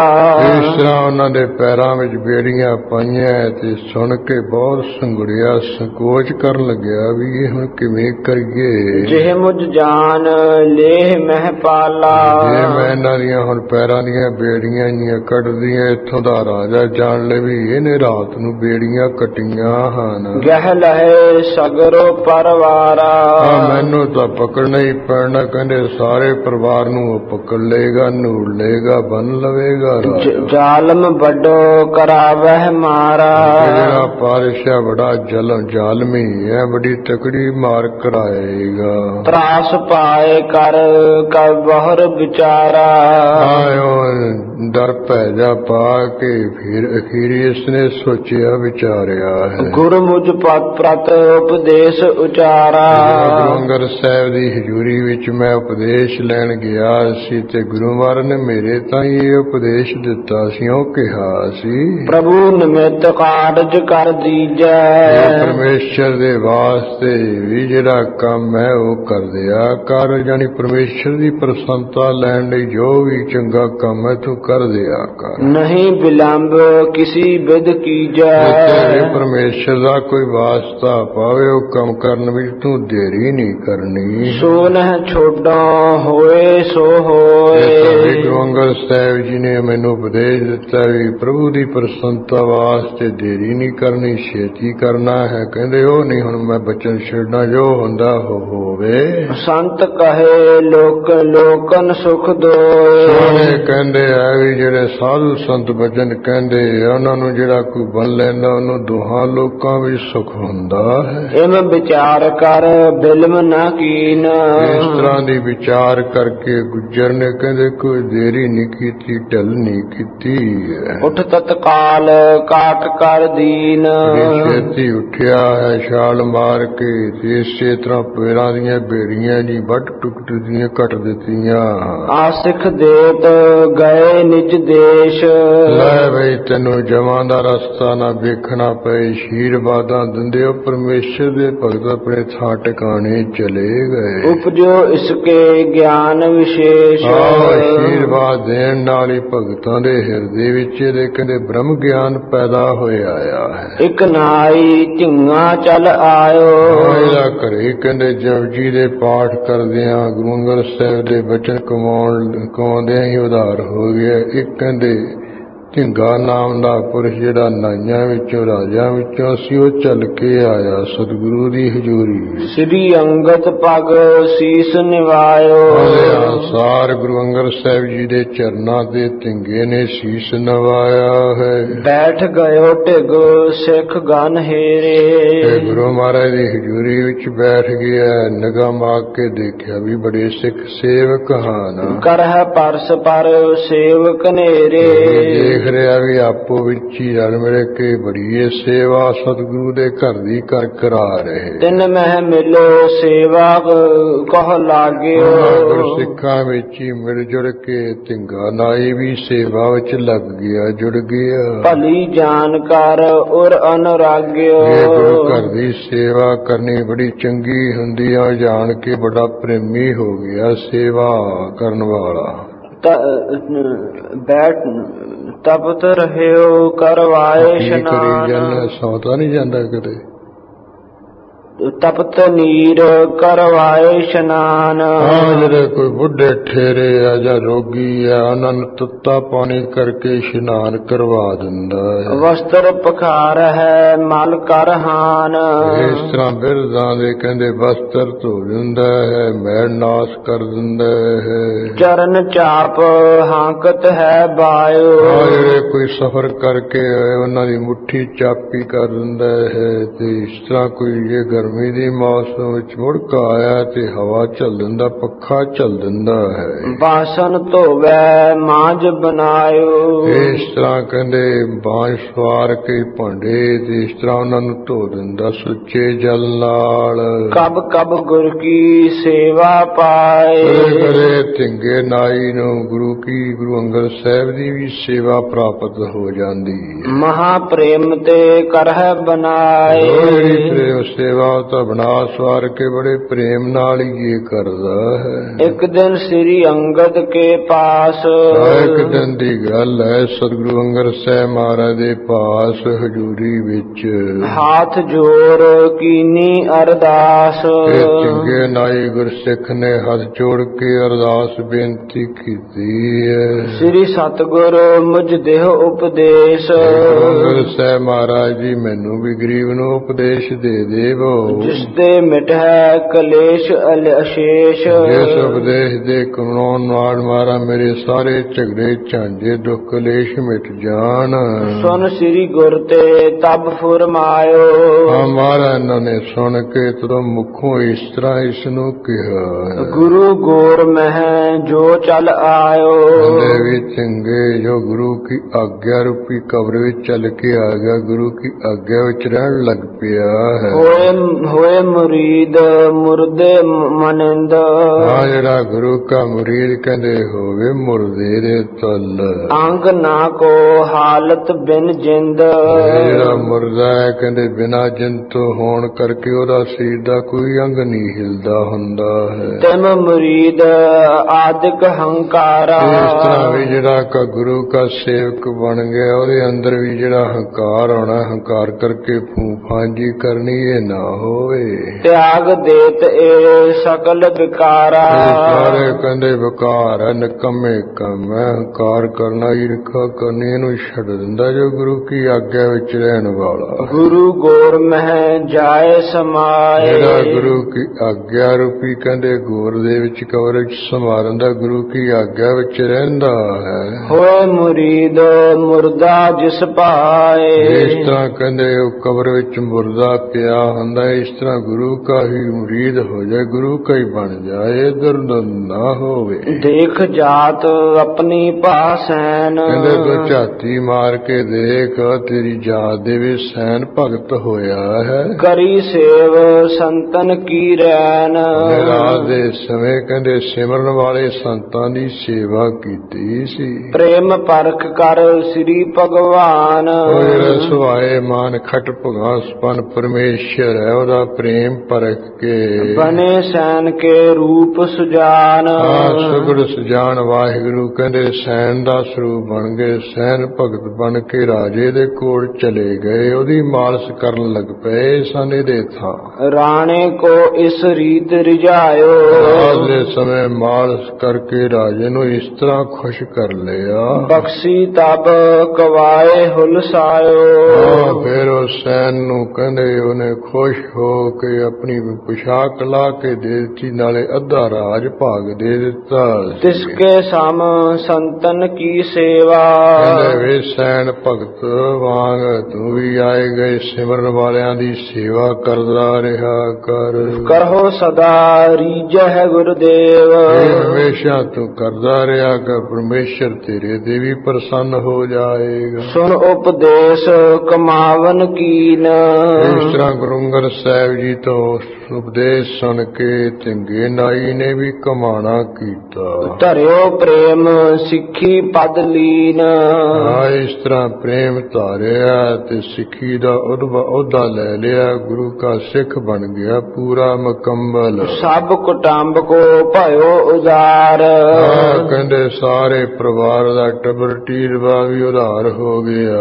ਜਿਮ ਕਾਸ਼ਟ ਸੇ ਲੋਹਾ ਪਾਰ, ਲੱਕੜੀ ਦਾ ਸਹਾਰਾ ਲੈ ਕੇ ਲੋਹਾ ਪਾਰ ਹੋ ਜਾਂਦਾ, ਇਸ ਤਰ੍ਹਾਂ ਲੱਕੜ ਵਾਂਗ ਹੋਇਆ ਪਰਿਵਾਰ, ਲੋਹੇ ਵਰਗਾ ਸੀ, ਇਹਦੇ ਆਸਰੇ ਸਾਰਾ ਪਰਿਵਾਰ ਵੀ ਪਾਰ ਹੋ ਗਿਆ ਹੈ। ਪਾਰੋ ਜੁਲਕਾ ਨਾਮ ਸੋ ਆਇਓ, ਇਸੇ ਤਰ੍ਹਾਂ ਭਾਈ ਪਾਰੋ ਜੀ ਜੁਲਕਾ ਜੀ ਦੀ ਅਲ ਸੀ, ਉਹ ਆਇਆ ਗੁਰੂ ਅੰਗਦ ਸਾਹਿਬ ਦੀ ਹਜ਼ੂਰੀ ਵਿੱਚ। ਸੁਨ ਜਸ ਕੋ ਮਿਲਬੇ ਲਲਚਾਇਓ, ਗੁਰੂ ਸਾਹਿਬ ਦਾ ਜਸ ਸੁਣ ਕੇ ਮਨ ਨੂੰ ਬਣਨ ਵਾਸਤੇ ਚਾਹਵਾਨ ਹੋਇਆ।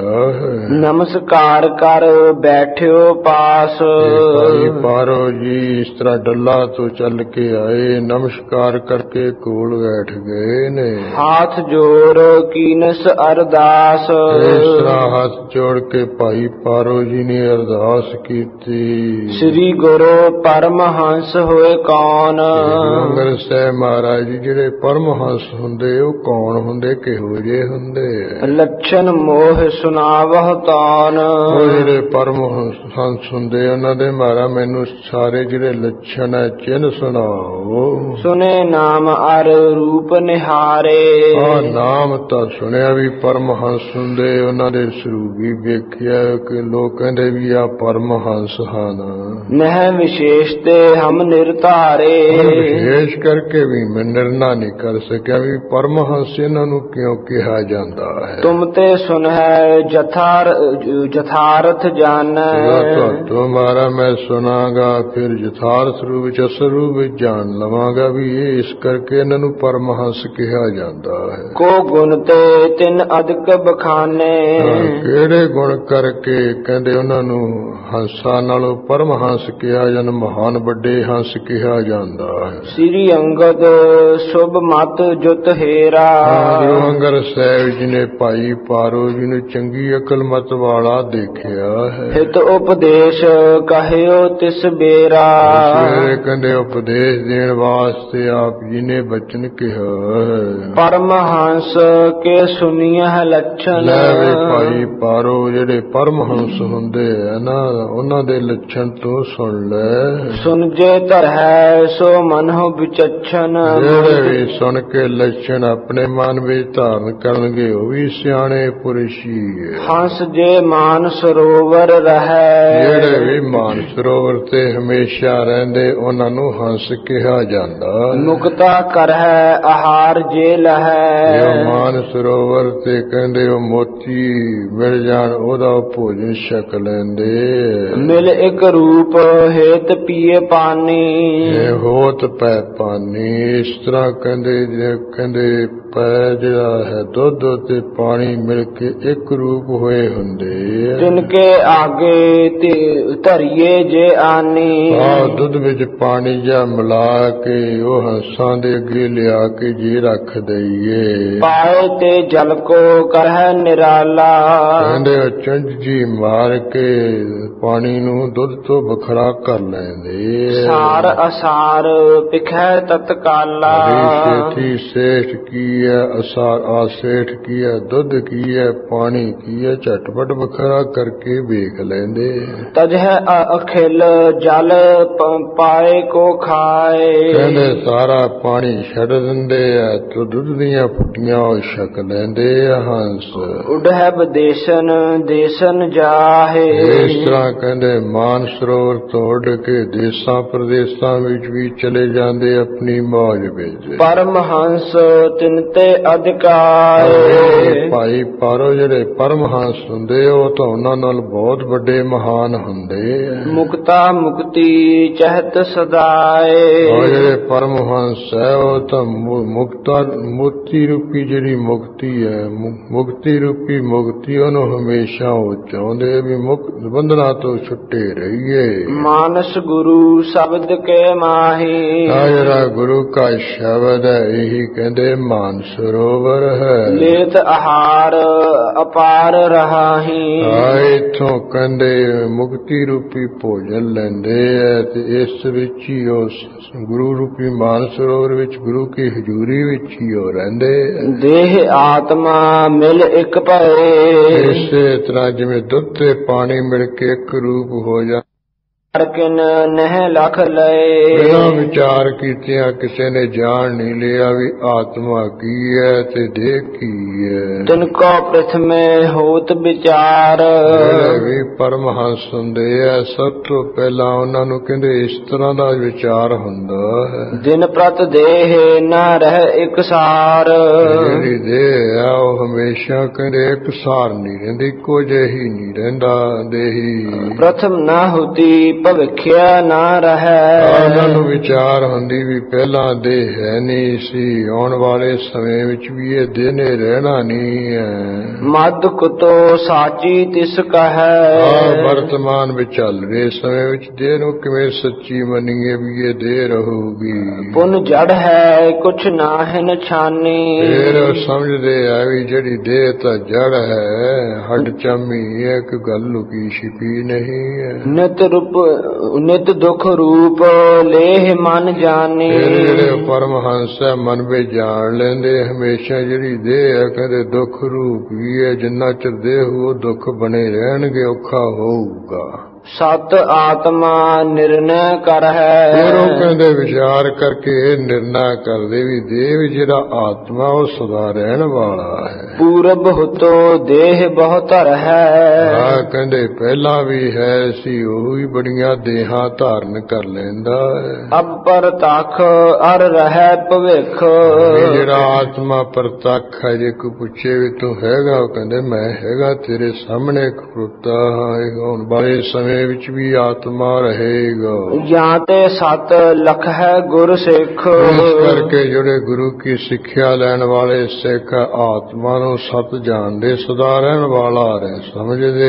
ਬਹੁਰ ਆਤਮਾ ਚੇਤਨ ਜਾਣ ਹੈ। ਫਿਰ ਉਹ ਆਤਮਾ ਨੂੰ ਕਹਿੰਦੇ ਚੇਤਨ ਜਾਣਦੇ ਆ ਵੀ ਸਭ ਤਰ੍ਹਾਂ ਦੀ ਹਰਕਤ ਕਰਨ ਕਰਾਉਣ ਵਾਲਾ, ਕਿਰਿਆ ਕਰਾਉਣ ਵਾਲਾ ਆਤਮਾ ਹੀ ਹੈ। ਜਿਹ ਸੰਬੰਧ ਤਨ ਚੇਤਨ ਠਾਨ ਹੈ। ਇਸ ਆਤਮਾ ਦੇ ਸੰਬੰਧ ਕਰਕੇ ਸਰੀਰ ਵੀ ਚੇਤਨ ਹੁੰਦਾ, ਹੱਥ ਪੈਰ ਹਿੱਲਣ ਲੱਗ ਪੈਂਦੇ ਆ, ਇਸੇ ਤਰ੍ਹਾਂ ਅੱਖਾਂ ਦੇਖਣ ਲੱਗ ਪੈਂਦੀਆਂ, ਕੰਨ ਸੁਣਨ ਲੱਗ ਪੈਂਦੇ, ਉਹ ਚੇਤਨ ਦੀ ਸੱਤਾ ਕਰਕੇ।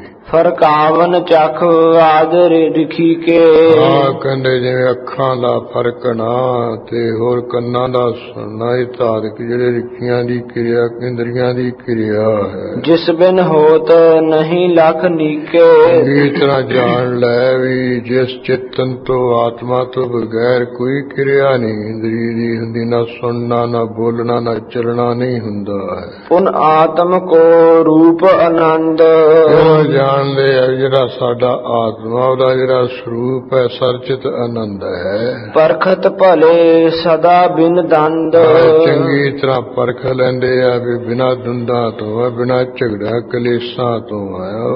ਵਿਸ਼ਿਆਨ ਵਿਖੈ ਆਨੰਦ ਕਲਪੰਤਾ ਜਿਹੜਾ ਕੋਈ ਵਿਸ਼ਿਆਂ ਵਿੱਚ ਬੜਾ ਆਨੰਦ ਹੈ ਬੜਾ ਆਨੰਦ ਉਹ ਕਲਪਨਾ ਕਰਦਾ ਹੈ। ਇਹੋ ਮਮ ਰੂਪ ਨਾ ਅਗਿਆ ਲਖੰਤਾ ਜਿਹੜਾ ਮੇਰਾ ਆਤਮਾ ਰੂਪ ਹੈ ਇਹ ਅਗਿਆਨੀ ਨਹੀਂ ਜਾਣਦਾ ਹੈ। ਪਰਮਹੰਸ ਸੋ ਕਹੀਐ ਰੂਪ ਜਿਹੜੇ ਪਰਮਹੰਸ ਹੈ ਉਹਨਾਂ ਦਾ ਉਹ ਕਹਿੰਦੇ ਉਹ ਰੂਪ ਨੂੰ ਕਹਿੰਦੇ ਹੈ। ਸਤ ਚੇਤਨ ਆਨੰਦ ਅਨੂਪ ਪਰਮਹੰਸ ਹੈ ਆਤਮਾ ਨੂੰ ਕਹਿੰਦੇ ਇਸ ਤਰ੍ਹਾਂ ਦਾ ਰੂਪ ਕਹਿੰਦੇ ਵੀ ਸਚਿਤ ਆਨੰਦ ਸਰੂਪ ਹੈ ਉਪਮਾ ਤੋਂ ਰਹਿਤ ਸਾਡਾ ਆਤਮਾ। ਤਨ ਤੇ ਨਿਆਰੋ ਜਾਣਹਿ ਐਸੇ ਆਤਮਾ ਨੂੰ ਸਰੀਰ ਤੋਂ ਕਹਿੰਦੇ ਇਸ ਤਰ੍ਹਾਂ ਕਰਕੇ ਵੱਖਰਾ ਉਹ ਸੰਗ ਜਾਣਦੇ। ਮੰਦਰ ਵਿਖੈ ਬਸੈ ਕੋ ਜੈਸੇ ਇਸ ਤਰ੍ਹਾਂ ਕੋਈ ਮਕਾਨ ਦੇ ਵਿੱਚ ਬਸਦਾ ਹੋਵੇ ਰਹਿੰਦਾ ਹੋਵੇ ਤਿਸ ਕੋ ਆਪਣੋ ਰੂਪ ਪਛਾਨਹਿ ਆਹ ਜਿਹੜਾ ਰਹਿਣ ਵਾਲਾ ਹੈ ਨਾ ਆਤਮਾ ਨੂੰ ਆਪਣਾ ਰੂਪ ਪਛਾਣਦੇ।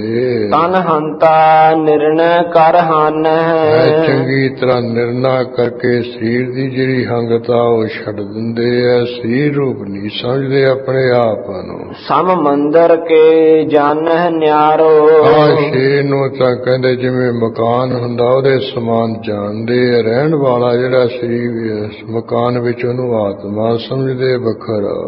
ਜੀਰਣ ਹੋਏ ਤਿਆਗ ਪਧਾਰੋ ਜਦੋਂ ਪੁਰਾਣਾ ਹੋ ਗਿਆ ਨਾ ਸਰੀਰ ਉਸਨੂੰ ਉਸ ਵੇਲੇ ਆਤਮਾ ਨੇ ਨੂੰ ਛੱਡ ਕੇ ਚਲੇ ਜਾਣਾ ਇੱਥੇ।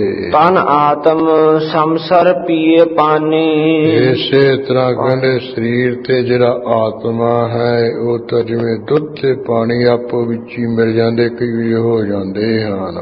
ਕਰਹਿ ਜੋ ਨਰ ਹੋਏ ਹੰਸ ਸਮਾਨੇ ਕਹਿੰਦੇ ਜਿਹੜਾ ਇਹਨਾਂ ਨੂੰ ਵੱਖਰਾ ਵੱਖਰਾ ਜਾਣ ਲੈ ਉਹ ਹੰਸ ਦੇ ਸਮਾਨ ਹੁੰਦਾ ਪੁਰਸ਼। ਤਿਨ ਕੋ ਪਰਮ ਹੰਸ ਹੈ ਨਾਮ ਉਹਨਾਂ ਦਾ ਨਾਮ ਜਿਹੜਾ ਕੋਈ ਦੁੱਧ ਤੇ ਪਾਣੀ ਨੂੰ ਵੱਖਰਾ ਕਰਦੇ ਪੀ ਲਵੇ ਉਹਨੂੰ ਹੰਸ ਕਿਹਾ ਜਾਂਦਾ। ਜਿਹੜਾ ਆਤਮਾ ਤੇ ਸਰੀਰ ਇਹਨੂੰ ਵੱਖਰਾ ਕਰਕੇ ਜਾਣ ਲੈ ਉਹਨੂੰ ਪਰਮਹੰਸ ਕਿਹਾ ਜਾਂਦਾ ਹੈ। ਪਾਵਹਿ ਬ੍ਰਹਮ ਗਿਆਨ ਅਬਰਾਮੋ ਐਸਾ ਜਿਹੜਾ ਪਰਮਹੰਸ ਹੁੰਦਾ ਜਿਹੜਾ ਸਭ ਤੋਂ ਮਹਾਨ ਸੁੰਦਰ ਬ੍ਰਹਮ ਗਿਆਨ ਨੂੰ ਪਾਉਂਦਾ ਹੈ। ਤਨ ਤੇ ਨਿਆਰੋ ਜਬ ਮਤ ਧਰੈ ਜਦੋਂ ਕਹਿੰਦੇ ਸਰੀਰ ਤੋਂ ਆਤਮਾ ਵੱਖਰਾ ਇਸ ਤਰ੍ਹਾਂ ਬੁੱਧੀ ਅੰਦਰ ਧਾਰਨ ਕਰਦਾ ਹੈ। ਰਸ ਵਿਸ਼ਯਨ ਹਿਤ ਪਾਪ ਨਾ ਕਰੈ ਵਿਸ਼ਿਆਂ ਦਾ ਰਸ ਲੈਣ ਵਾਸਤੇ ਕੋਈ ਪਾਪ ਨਹੀਂ ਕਰਦਾ ਵਿਚਾਰ ਨਹੀਂ ਕਰਦਾ ਹੈ। ਜਲ ਤੇ ਕਮਲ ਰਹਿ ਨਿਰਲੇਪੂ ਇਹ ਕਹਿੰਦੇ ਜਿਹੜਾ ਕਵਲ ਹੈ ਪਾਣੀ ਤੋਂ ਹਮੇਸ਼ਾ ਨਿਰਲੇਪ ਰਹਿੰਦਾ ਹੈ। ਲਪਹਿ ਨਾ ਕਿਮ ਹੋਏ ਬ੍ਰਿੰਦ ਵਿਖੇਪੂ ਕਿੰਨਾ ਮਰਜੀ ਕਹਿੰਦੇ ਵਿਖੇਪਤਾਈ ਹੋਵੇ ਖੰਡਾ ਹੋਵੇ ਕਿਵੇਂ ਵੀ ਲਪਾਏ ਮਾਨ ਨਹੀਂ ਹੁੰਦਾ। ਇਸ ਤਰ੍ਹਾਂ ਪਦਾਰਥਾਂ ਰੂਪੀ ਜਲ ਦੇ ਵਿੱਚ ਰਹਿੰਦਾ ਜਿਹੜਾ ਪਰਮਹੰਸ ਹੈ ਉਹ ਕਵਲ ਵਾਂਗ ਨਿਰਲੇਪ ਰਹਿੰਦਾ। ਕਿਸੇ ਤਰ੍ਹਾਂ ਦੀ ਵਿਖੇਪ ਕਰਕੇ ਲਪਾਏ ਮਾਨੀ ਪਦਾਰਥਾਂ ਵਿੱਚ ਖਚਤ ਪਚਤ ਨਹੀਂ ਹੁੰਦਾ। ਸੂਰਜ ਕੀ ਦਿਸ ਹੈ ਤਿਨ ਧਿਆਨ ਕਿਉਂਕਿ ਜਿਹੜਾ ਕਵਲ ਆ ਉਹਦਾ ਸੂਰਜ ਦੀ ਤਰਫ ਹਮੇਸ਼ਾ ਧਿਆਨ ਹੁੰਦਾ। ਇਸ ਤਰ੍ਹਾਂ ਜਿਹੜਾ ਪਰਮਹੰਸ ਕਵਲ ਵਾਂਗ ਹੁੰਦਾ ਹੈ ਬ੍ਰਹਮ ਗਿਆਨੀ ਉਹਦਾ ਵੀ ਸੂਰਜ ਰੂਪ ਪਰਮੇਸ਼ਰ ਵੱਲੀ ਧਿਆਨ ਲੱਗਾ ਰਹਿੰਦਾ ਹੈ। ਛੁਵੈ ਨਾ ਜਲ ਰੰਚਕ ਭਰ ਆਨ ਇਸ ਕਰਕੇ ਜਿਵੇਂ ਕਵਲ ਨੂੰ ਪਾਣੀ ਭੋਰਾ ਮਾਤਰ ਨਹੀਂ ਆਉਂਦਾ ਛੁਦਾ ਇਸ ਤਰ੍ਹਾਂ ਪਰਮਹੰਸ ਜਿਹੜਾ ਉਹਨੂੰ ਵੀ ਪਦਾਰਥਾਂ ਰੂਪੀ ਜਿਹੜਾ ਜਲ ਹੈ ਉਹ ਪੂਰਾ ਮਾਤਰ ਨਹੀਂ ਛਾਉਂਦਾ ਹੈ। ਕੋਈ ਪਦਾਰਥਾਂ ਦੇ ਫੁਰਨੇ ਨਹੀਂ ਕਰਦਾ ਸੁਤੇ ਸਿਧ ਜੋ ਆਈ ਜਾਏ ਛਕੀ ਜਾਂਦਾ ਹੈ। ਪਰਮਹੰਸ ਤਿਮ ਜਗ ਮਹਿ ਰਹੈ ਇਸ ਤਰ੍ਹਾਂ ਜਿਹੜੇ ਕਹਿੰਦੇ ਪਰਮਹੰਸ ਉਹ ਸੰਸਾਰ ਵਿੱਚ ਰਹਿੰਦੇ ਹੈ। ਪਰਮ ਆਤਮ ਧਿਆਨ ਸਦਾ ਉਰ ਲਹੈ ਜਿਹੜਾ ਆਪਣੇ ਆਤਮਾ ਦਾ ਧਿਆਨ ਔਰ ਇਹਦੇ ਵਿੱਚ ਲੈਂਦੇ ਸਮਝਦੇ ਮੇਰਾ ਆਪਣਾ ਸਦਾ ਸਚਿਤ ਆਨੰਦ ਰੂਪ ਹੈ। ਤਨ ਕੇ ਸੁਖ ਦੁਖ ਜਬ ਪਰ ਜਾਏ ਇਸੇ ਤਰ੍ਹਾਂ ਤਨ ਤੇ ਸੁਖ ਦੁਖ ਜਾ ਜਦੋਂ ਸਰੀਰ ਦੇ ਉੱਪਰ ਕੋਈ ਦੁੱਖ ਜਾਂ ਸੁਖ ਪੈ ਜਾਵੇ ਆ ਬਣੇ ਤਿਨ ਤੇ ਹਰਖ ਨਾ ਸੋਗ ਕਦਾਏ ਜਿਹੜਾ ਕੋਈ ਪਰਮਹੰਸ ਹੰਸ ਹੁੰਦਾ ਤੇ ਤਤ ਬੇਤਾ ਹੁੰਦਾ, ਕਦੇ ਖੁਸ਼ੀ ਗਮੀ ਵਿੱਚ ਨਹੀਂ ਆਉਂਦਾ। ਪਦਾਰਥ ਆ ਜੇ ਸੁਖੀ ਨਹੀਂ, ਖੁਸ਼ੀ ਨਹੀਂ ਹੁੰਦਾ, ਕੋਈ ਦੁੱਖ ਆ ਜੇ ਔਖਾ ਨਹੀਂ ਹੁੰਦਾ ਹੈ। ਵਰਤੈ ਗਿਆਨੀ ਸਮ ਅਗਿਆਨੀ। ਆ ਜਿਹੜਾ ਬ੍ਰਹਮ ਗਿਆਨੀ ਹੁੰਦਾ ਹੈ, ਕਹਿੰਦੇ ਅਗਿਆਨੀਆਂ ਦੇ ਸਮਾਨ ਗਿਆਨਵਾਨ ਹੋ ਕੇ ਵਰਤਦਾ। ਗਿਆਨੀ ਗਿਆਨਵਾਨ ਹੋ ਕੇ ਵੀ ਅਗਿਆਨੀਆਂ ਵਾਂਗੂ ਵਰਤਦਾ। ਜਿਵੇਂ ਅਗਿਆਨੀ ਲੋਕ ਕੰਮ ਕਰੀ ਜਾਂਦੇ, ਉਸ ਤਰ੍ਹਾਂ ਸੁਤੇ ਸਿੱਧੋ ਸੰਸਾਰ ਦੇ ਧੰਦੇ ਕਰੀ ਕਰਾਈ ਜਾਂਦਾ। ਪਰ ਅਗਿਆਨੀ ਲੋਕ ਉਹਦੇ ਵਿੱਚ ਖਚਤ ਪਚਤ ਹੁੰਦੇ, ਉਹ ਕਰਦੇ ਕਰਾਉਂਦੇ ਨਿਰਲੇਪ ਰਹਿੰਦੇ। ਜਾਣਹਿ ਜਗ ਕੋ ਸੁਪਨ ਸਮਾਨੀ। ਕਿਉਂਕਿ ਜਿਹੜੇ ਪਰਮਹੰਸ ਪਰਤਤ ਵੇਤੇ ਸੰਸਾਰ ਨੂੰ ਸੁਪਨੇ ਦੇ ਸਮਾਨ ਹੀ ਹੋ ਜਾਣਦੇ। ਬੰਧਨ ਹੋਤ ਨਹੀਂ ਪੁਨ ਤਾਹੂ। ਇਸ ਕਰਕੇ ਉਹ ਜਿਹੜੇ ਪਰਮਹੰਸ ਤਤ ਵੇਤੇ, ਉਹਨਾਂ ਨੂੰ ਕਿਸੇ ਤਰ੍ਹਾਂ ਦਾ ਮੋਹ ਮਮਤਾ ਦਾ ਬੰਧਨ ਨਹੀਂ ਹੁੰਦਾ ਹੈ। ਰਹਿ ਸਮਾਏ ਬ੍ਰਹਮ ਕੇ ਮਾਹੂ। ਉਹ ਜਿਹੜੇ ਬ੍ਰਹਮ ਵੇਤੇ ਪਰਮਹੰਸ ਤਾਂ ਬ੍ਰਹਮ ਰੂਪੀ ਸਮੁੰਦਰ ਵਿੱਚ ਹੀ ਸਮਾਏ ਰਹਿੰਦੇ। ਸੁਨੀ ਸੀਖ ਪਾਰੋ ਹਰ ਖਾਇਓ। ਹਾਂ, ਗੁਰੂ ਅੰਗਦ ਸਾਹਿਬ ਜੀ ਦੇ ਪਾਸੋਂ ਸੋ ਸਿੱਖਿਆ ਸੁਣੀ ਹੈ, ਪਾਰੋ ਜੀ ਖੁਸ਼ ਹੋ ਗਏ। ਲਗਾ ਵਿਚਾਰਨ ਮਨ ਸੁਖ ਪਾਇਓ। ਹਾਂ, ਮੇਰਾ ਆਤਮਾ ਕੀ ਹੈ, ਦੇਹ ਕੀ ਹੈ, ਵਿਚਾਰਨ ਕਰਨ ਲੱਗੇ ਹੈ ਤੇ ਸੁਖ ਪਾਇਆ ਆਤਮਾ ਦੀ ਲਖਤਾ ਕਰਕੇ। ਕਿਤਕ ਕਾਲ ਗੁਰ ਅੰਗਦ ਸੇਵ। ਖੂਬ ਸਮਾਂ ਭਾਈ ਪਾਰੋ ਜੀ ਨੇ ਗੁਰੂ ਅੰਗਦ ਸਾਹਿਬ ਦੀ ਸੇਵਾ ਕੀਤੀ। ਪੁਨ ਭੇ ਅਮਰਦਾਸ ਗੁਰਦੇਵ। ਜਦੋਂ ਗੁਰੂ ਅਮਰਦੇਵ ਸਤਿਗੁਰੂ ਸਾਹਿਬ ਮਹਾਰਾਜ ਗੁਰਤਾ ਗੱਦੀ ਦੇ ਮਾਲਕ ਹੋਏ, ਤਿਨ ਢਿਗ ਬਨਿਓ ਸੋ ਬ੍ਰਹਮ ਗਿਆਨੀ। ਫਿਰ ਗੁਰੂ ਅਮਰਦਾਸ ਸਾਹਿਬ ਜੀ ਦੀ ਹਜ਼ੂਰੀ ਵਿੱਚ ਰਹਿੰਦਾ ਰਹਿੰਦਾ ਤਾਂ ਭਾਈ ਪਾਰੋ ਜੀ ਬ੍ਰਹਮ ਗਿਆਨੀ ਬਣ ਗਿਆ। ਆਗੇ ਕਰ ਹੈ ਕਥਾ ਬਖਾਨੀ। ਕਵੀ ਸੰਤੋਖ ਸਿੰਘ ਜੀ ਕਹਿੰਦੇ ਹੈ, ਭਾਈ ਪਾਰੋ ਜੀ ਦੀ ਬ੍ਰਹਮ ਗਿਆਨੀ ਦੀ ਕੁਝ ਜਿਹੜੀ ਕਥਾ ਅੱਗੇ ਜਾ ਕੇ ਕਥਨ ਕਰਾਂਗੇ। ਆਹ ਜਦੋਂ ਗੁਰੂ ਅਮਰਦਾਸ ਸਾਹਿਬ ਜੀ ਦਾ ਇਤਿਹਾਸ ਆਇਆ ਨਾ, ਉਹਦੇ ਵਿੱਚ ਭਾਈ ਪਾਰੋ ਜੀ ਦਾ ਫੇਰ ਪ੍ਰਸੰਗ ਕੁਝ ਕਹਾਂਗੇ, ਜਿੱਥੇ ਉਹ ਅੱਗੇ ਸਪਸ਼ਟ ਆਈ ਜਾਣਾ ਵੀ ਗੁਰੂ ਅਮਰਦਾਸ ਸਾਹਿਬ ਮਹਾਰਾਜ ਜੀ ਇਹਦੀ ਮਹਾਨ ਉੱਚ ਅਵਸਥਾ ਦੇਖ ਕੇ ਕਹਿਣਗੇ, ਲੈ ਵੀ ਤੈਨੂੰ ਗੁਰਤਾ ਗੱਦੀ ਦੇ ਤਖਤ ਉੱਪਰ ਬਿਠਾ ਦੇਈਏ। ਇਹ ਹੱਥ ਜੋੜ ਕੇ ਕਹਿ ਗਏ, ਮਹਾਰਾਜ ਜੀ ਜਿਹੜੀ ਗੁਰਤਾ ਗੱਦੀ ਜਿੱਥੇ ਜਾਣੀ ਉੱਥੇ ਜਾਵੇ, ਮੈਨੂੰ ਤਾਂ ਸਿੱਖੀ ਬਖਸ਼ੋ ਤੇ ਮੈਂ ਇਹਦੇ ਯੋਗ ਹੈ ਨਹੀਂ ਹੈ। ਮਹਾਰਾਜ ਫਿਰ ਇਹਨੂੰ ਕਹਿਣਗੇ ਵੀ ਚੰਗਾ ਭਾਈ ਪਾਰੋ, ਪਰਮ ਤੂੰ ਫਿਰ ਸਾਡੇ ਵਿੱਚ ਲੀਨ ਹੋ ਜਾ, ਤੂੰ ਹੁਣ ਸਾਥੋਂ ਵੱਖਰਾ ਨਾ ਰਹਿ। ਇਸ ਤਾਂ ਤੇਰੇ ਸਮੇਤ ਹੁਣ ਅਸੀਂ ਕਿਸੇ ਹੋਰ ਸਰੀਰ ਵਿੱਚ ਜੋਤ ਜਗਾਵਾਂਗੇ, ਆਪਾਂ ਰਲ ਮਿਲ ਕੇ ਕਾਰਜ ਕਰਾਂਗੇ। ਉਹ ਜਿਵੇਂ ਫਿਰ ਗੁਰੂ ਮਹਾਰਾਜ ਦੀ ਆਗਿਆ ਮੰਨ ਕੇ ਘਰ ਵਿੱਚ ਜਾ ਕੇ ਜਿੰਨਾ ਸਾਜੋ ਸਮਾਨ ਹੈ ਸਾਰਾ ਗਰੀਬਾਂ ਨੂੰ ਵੰਡ ਕੇ, ਇੱਕ ਘੋੜੀ ਜੀ ਜਿਹੜੀ ਆਪ ਦੀ ਸਵਾਰੀ ਵਾਲੀ ਸੀ, ਉਹ ਕਹਿ ਜਾਏਗਾ ਵੀ ਇਹ ਮਹਾਰਾਜ ਦੀ ਹਜ਼ੂਰੀ ਵੀ ਜਾ ਕੇ ਭੇਟਾ ਕਰ ਦੇਣੀ, ਆ ਕੁਝ ਮਾਇਆ ਇਹ ਵੀ ਭੇਟਾ ਕਰਨੀ। ਤੇ ਇਸ ਤਰ੍ਹਾਂ ਸਤਿਗੁਰੂ ਨੂੰ ਕਹਿ ਦੇਣਾ ਕਿ ਮਹਾਰਾਜ ਆਪ ਜੀ ਦੇ ਬਚਨਾਂ ਨੂੰ ਮੰਨਦਾ ਹੋਇਆ ਭਾਈ ਪਾਰੋ ਆਪ ਵਿੱਚ ਲੀਨ ਹੋ ਗਿਆ ਹੈ। ਇਸ ਤਰ੍ਹਾਂ ਦਾ ਪ੍ਰਸੰਗ ਅੱਗੇ ਜਦੋਂ ਗੁਰੂ ਅਮਰਦਾਸ ਸਾਹਿਬ ਦੀ ਕਥਾ ਚੱਲੇਗਾ ਉਹਦੇ ਵਿੱਚ ਵਿਸਥਾਰ ਨਾਲ ਆਏਗਾ। ਹੋਰ ਵੀ ਕਈ ਭਾਈ ਪਾਰੋ ਜੀ ਦੀ ਅਵਸਥਾ ਦੇ ਪ੍ਰਸੰਗ ਆਉਣਗੇ, ਉਹ ਜਦੋਂ ਆਉਣਗੇ ਆਪਾਂ ਉਸੇ ਤਰ੍ਹਾਂ ਉੱਥੇ ਸੁਣਾਂਗੇ। ਇੱਥੇ ਜਿੰਨਾ ਕਵੀ ਜੀ ਨੇ ਇਤਿਹਾਸ ਵਿੱਚ ਭਾਈ ਪਾਰੋ ਜੀ ਦਾ ਪ੍ਰਸੰਗ ਸ਼ਰਨ ਵਿੱਚ ਆਉਣ ਦਾ, ਤੇ ਜਿਵੇਂ ਇਹਨਾਂ ਨੇ ਪ੍ਰਸ਼ਨ ਕੀਤੇ ਵੀ ਹੰਸ ਕਿਹੜੇ ਹੁੰਦੇ ਆ, ਪਰਮਹੰਸ ਕਿਹੜੇ ਹੁੰਦੇ ਆ, ਉਹਦੇ ਲੱਛਣ ਦੱਸੋ ਤੇ ਮਹਾਰਾਜ ਨੇ ਦੱਸਿਓ। ਸਾਰਾ ਪ੍ਰਸੰਗ ਆਪਾਂ ਸਮਝ ਕਰਕੇ ਲਾਹਾ ਲਿਆ ਹੈ।